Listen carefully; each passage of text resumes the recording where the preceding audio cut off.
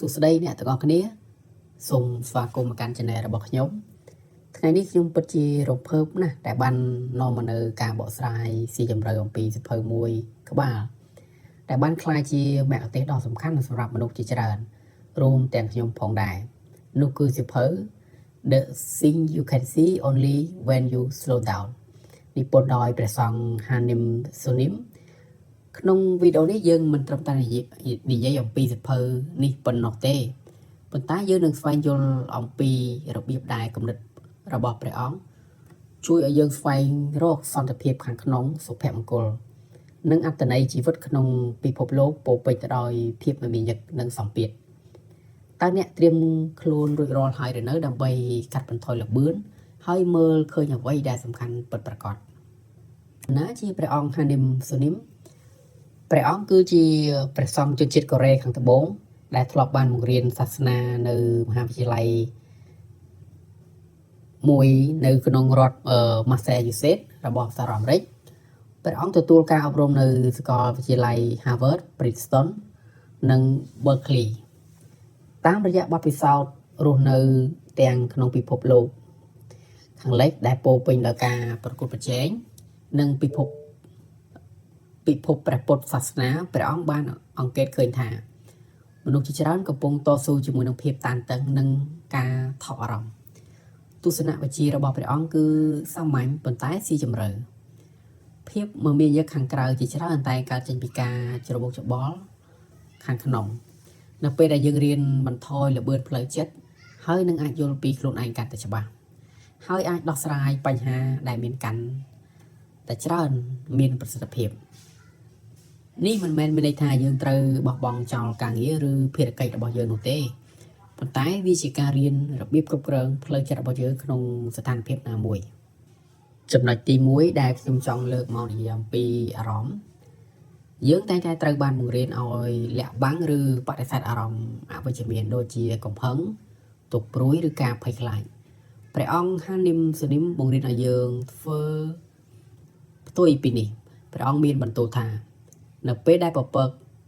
អាប់អួរអនុញ្ញាតឲ្យវានៅទីនោះវានឹងមិនរលាយបាត់ទៅវិញដោយខ្លួនឯង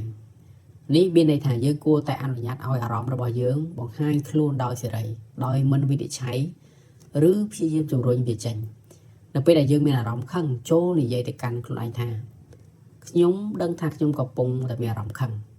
ការធ្វើបែបនេះគឺជាទម្រង់មួយនៃការយកចិត្តទុកដាក់ដែលជួយឲ្យយើងយល់ថាអារម្មណ៍គ្រាន់តែជាបាតុភូតដែលកើតឡើងរលាយបាត់ទៅវិញវាគឺការអនុញ្ញាតឲ្យខ្លួនយើងមានអារម្មណ៍ថាជាមនុស្សហើយនឹងមិនមែនជាមនុស្សយន្តដែលត្រូវតែសប្បាយចិត្តគ្រប់ពេលវេលានោះទេការអនុវត្តបែបនេះមិនមែនមានន័យថាយើងលងនៅក្នុងអារម្មណ៍អវិជ្ជមាននោះទេប៉ុន្តែវាជាការបង្កើតចន្លោះមួយសម្រាប់វាដើម្បីឲ្យយើងអាចដោះស្រាយវាដោយសន្តិវិធីនៅក្នុងពិភពលោកបច្ចេកវិទ្យាអ្វីប្រញាប់ប្រញាល់យើងតែងតែគិតពីអតីតកាលឬបារម្ភពីអនាគតយើងកំពុងតែរត់ប្រណាំងជាមួយនឹងពេលវេលាហើយកម្របានរីករាយនឹងពេលវេលាបច្ចុប្បន្នណាស់ព្រះអង្គ Hanim Sunim បញ្ជាក់ថាបើសិនបើអ្នកកំពុងដើរហើយចិត្តរបស់អ្នកនៅតែមិននៅជាមួយអ្នកនោះទេតើអ្នកកំពុងដើរទៅណាសៀវភៅនេះរំលឹកឲ្យយើងផ្ដោតទៅលើបច្ចុប្បន្ន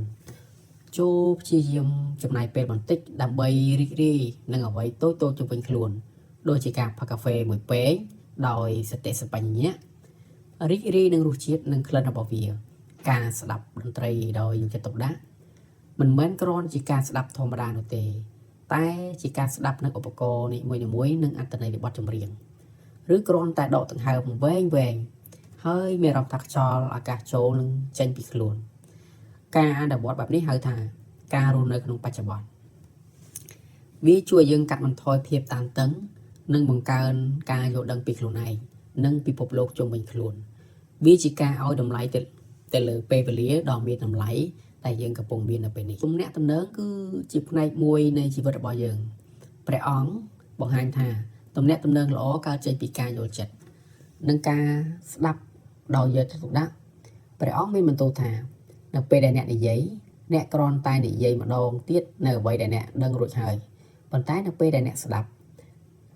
អ្នកនឹងមិនអាចរៀនអ្វីថ្មី ជួនកាលយើងរវល់តែចង់និយាយចង់ជាងស្ដាប់យើងចង់ឲ្យគេយល់ពីយើងតែយើងកម្របានព្យាយាមយល់ពីគេណាស់ការស្ដាប់ដោយយកចិត្តទុកដាក់មានន័យថាយើងពិតជាបានផ្ដល់វត្តមានរបស់យើងទៅកាន់អ្នកដែលកំពុងនិយាយយើងមិនគិតពីអ្វីដែលយើងនឹងនិយាយតបទៅវិញនោះទេតែយើងគ្រាន់តែចង់ស្ដាប់ដោយគ្មានការវិនិច្ឆ័យការធ្វើបែបនេះអាចបង្កើតទំនាក់ទំនងដ៏ជ្រាលជ្រៅនិងពោរពេញដោយសេចក្តីស្រឡាញ់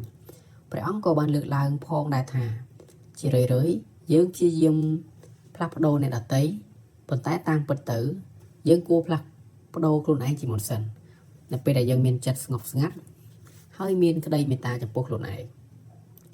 យើងក៏មិនអាចនឹងមានសេចក្តីមេត្តាចំពោះអ្នកដទៃបានដែរការអភ័យទោសគឺជាប្រធានបទដ៏សំខាន់មួយនៅក្នុងសៀវភៅនេះព្រះអង្គបានបង្រៀនយើងថាការអភ័យទោសមិនមែនសម្រាប់អ្នកដទៃទេតែសម្រាប់ខ្លួនយើងព្រះអង្គមានបន្ទូលថាការកាន់គំនុំដូចជាការផឹកថ្នាំពុលហើយរងចាំឲ្យអ្នកផ្សេងស្លាប់នៅពេលដែលយើងកាន់គំនុំកំហឹងឬការឈឺចាប់យើងកំពុងធ្វើបាបខ្លួនឯងវាគឺជាបន្ទុកផ្លូវចិត្តដ៏ធ្ងន់ធ្ងរវារារាំងយើងមិនឲ្យរីកចម្រើននិងស្វែងរកសន្តិភាពការអភ័យទោសមិនមែនមានន័យថាយើងភ្លេចនៅអ្វីដែលបានកើតឡើងនោះទេតែវាជាការសម្រេចចិត្តដោះលែងខ្លួនឯងពីចំណងនៃការឈឺចាប់វាមិនមែនជាការយល់ព្រមលើទង្វើខុសឆ្គងនោះទេតែវាជាការជ្រើសរើសដើម្បីបន្តដំណើរទៅមុខដោយសេរីភាពវាក៏រួមបញ្ចូលទាំងការអភ័យទោសឲ្យខ្លួនឯងផងដែរចំពោះកំហុសឆ្គងយើងធ្លាប់បានធ្វើការរៀនអភ័យទោសគឺជាដំណើរការមួយដែលត្រូវការពេលវេលានិងការអនុវត្តប៉ុន្តែវាជាគន្លឹះមួយដើម្បីឈានទៅរកសុភមង្គលពិតប្រាកដផ្នែកចុងក្រោយនៃសៀវភៅព្រះអង្គបានលើកឡើងអំពីគោល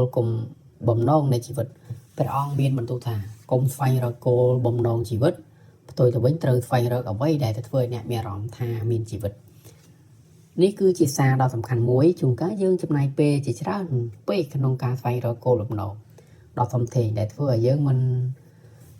មើលរំលងរឿងតូចតាចដែលពិតជាផ្ដល់អត្ថន័យដល់ជីវិតយើងនោះមិនមែនជាអ្វីដែលយើងចង់រកឃើញតែម្ដងនោះទេតែជាអ្វីដែលយើងបង្កើតឡើងតាមរយៈសកម្មភាពប្រចាំថ្ងៃរបស់យើងវាអាចជាការជួយអ្នកដទៃការធ្វើការដែលយើងស្រឡាញ់ការចំណាយពេលជាមួយមនុស្សជាស្រឡាញ់ឬការរៀនអ្វីថ្មីនៅពេលដែលយើងធ្វើអ្វីមួយដោយក្តីរីករាយនិងដោយចិត្តស្មោះត្រង់នោះហើយជាពេលដែលយើងមានអារម្មណ៍ថាមានអត្ថន័យនៅក្នុងជីវិតព្រះអង្គលើកទឹកចិត្តឲ្យយើងរស់នៅដោយមានសតិសម្បជញ្ញៈនិងដឹងគុណចំពោះអ្វីៗគ្រប់យ៉ាងដែលយើងមានសម្រាប់ខ្ញុំផ្ទាល់សៀវភៅនេះបានបង្រៀនខ្ញុំនៅមេរៀនដ៏សំខាន់បំផុតគឺសារៈសំខាន់នៃការយល់ដឹងពីខ្លួនឯងនិងការទទួលខុសត្រូវចំពោះសន្តិភាពក្នុងរបស់យើងមុននៅពេលដែលយើងផ្លាស់ប្ដូរពិភពលោកបានយើងត្រូវតែផ្លាស់ប្ដូរខ្លួនឯងជាមុនសិននៅពេលដែលចិត្តរបស់យើងស្ងប់អ្វីៗជុំវិញខ្លួនយើងក៏ហាក់ដូចជាមានស្ងប់ទៅតាមនោះដែរខ្ញុំបានអនុវត្តគំនិតមួយចំនួនរបស់ព្រះអង្គដូចជាការចំណាយពេលខ្លីៗដើម្បីដកដង្ហើមវែងៗនៅពេលដែលខ្ញុំមានអារម្មណ៍ភាពតានតឹង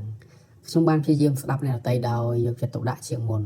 ហើយកាត់បន្ថយការវិនិច្ឆ័យលទ្ធផលគឺថាខ្ញុំមានអារម្មណ៍ដូចធូរស្រាលជាងមុនមានការយល់ដឹងពីខ្លួនឯងកាន់តែច្បាស់និងមានទំនាក់ទំនងល្អប្រសើរជាអ្នកជុំវិញខ្លួនសៀវភៅនេះបានបង្រៀនឲ្យខ្ញុំមានអារម្មណ៍មានភាពអត់ធ្មត់ជាមួយខ្លួនឯងឲ្យតម្លៃទៅលើពេលវេលាស្ងប់ស្ងាត់និងទទួលយកភាពមិនល្អឥតខ្ចោះនៃជីវិតវាជាដំណើរការមួយប៉ុន្តែដំណើរការដ៏មានតម្លៃសរុបមក The thing you can see only when you slow down គឺជាសៀវភៅដ៏អស្ចារ្យមួយដែលផ្ដោតនៅការរំលឹកដល់មានតម្លៃដើម្បីជួយឲ្យយើងរស់នៅមានសតិសម្បជញ្ញៈស្វែងរកសន្តិភាពខាងក្នុង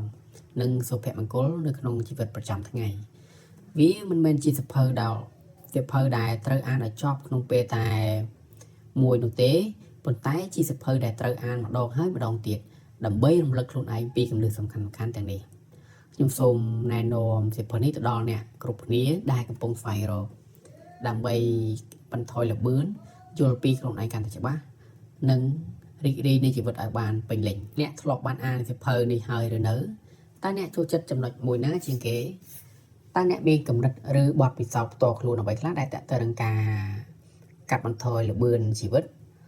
សូមចែករំលែកនៅក្នុងខមមិនខាងក្រោម ការចែករំលែករបស់អ្នកអាចជាការបរិភោគកំណត់សម្រាប់អ្នកដទៃកុំភ្លេចចុច like និង share និង subscribe channel របស់ខ្ញុំសម្រាប់វីដេអូច្រើនទៀតអំពីអភិវឌ្ឍខ្លួននិងការរស់នៅប្រកបដោយអត្ថន័យ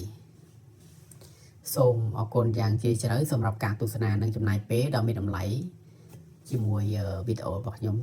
ជួបគ្នានៅវីដេអូបន្ទាប់